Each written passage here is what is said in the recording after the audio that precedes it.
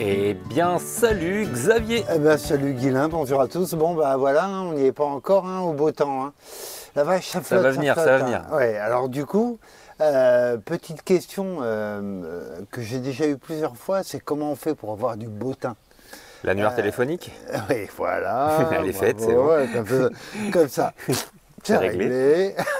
réglé. Du Et beau donc, teint, du beau teint. en fait, le thym, c'est vraiment, alors, outre toutes ses vertus médicinales, d'expectorant, etc., c'est aussi quand même l'aromatique un peu indispensable de nos jardins. C'est clair. Et en fait, c'est un peu l'erreur. C'est l'avoir comme une aromatique de nos jardins. Et en fait, moi maintenant, j'ai du très beau thym. D'ailleurs, ils sont là d'ailleurs.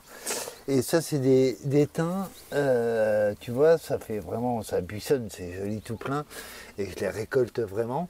Et c'est des thym qui ont 1 an seulement. Ah oui. Ouais. Et en fait, j'ai trouvé le truc pour avoir du beau thym. Faut oublier le potager. Faut revenir un petit peu sur la plante à son origine. Donc c'est une plante de garrigue. C'est une plante qui aime cramer au soleil, qui aime pas la terre, qui se ressème dans les allées où il y a du gravier.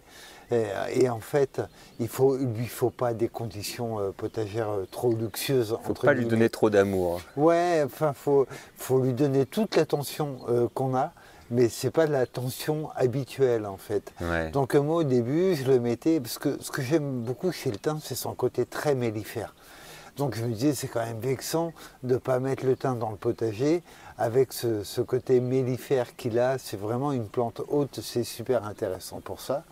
Néanmoins, ben voilà, j'avais des thym qui végétaient, etc.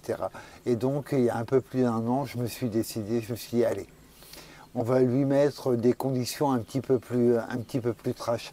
Alors, qu'est-ce que c'est les conditions trash? Ben, c'est la façade plein sud de la maison.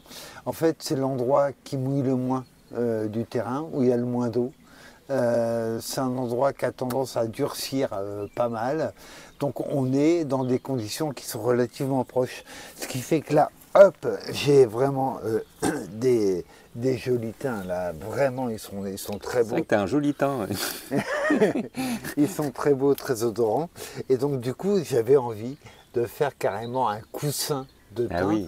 Donc j'ai eu la chance d'aller chez Bernard Bureau, que vous connaissez bien, cette semaine, et il m'a donné un thym. Hop. Alors, secret pour planter le thym. C'est un teint normal. Je te donne son nom botanique. Tiens, je te laisse le lire. 1 minute de suspense. Du thym, mais j'arrive pas à lire. Nitens. Nitens. Nitens. Donc là, moi, je vais planter ce thym. Donc je vais commencer par habiller un peu les racines. Donc quand je dis habiller un peu les racines, hop, j'hésite pas. Ouais, c'est arraché, c'est pas. J'hésite pas à me montrer relativement sévère. Après, c'est incroyable une racine. C'est la partie la plus vivante et la plus active, c'est l'apex, c'est l'extrémité. Et donc bien se dire que une plante, elle a toujours plus de facilité à refaire de la racine qu'à réparer une racine. Donc voilà, j'ai habillé la partie racinaire. Je vais habiller aussi le feuillage. Attention, ça je ne le perds pas. Hein. Ouais. Ah oui, ça sent vraiment Oui, bon. Ouais. Ah, il est super parfumé. Donc je te le confie.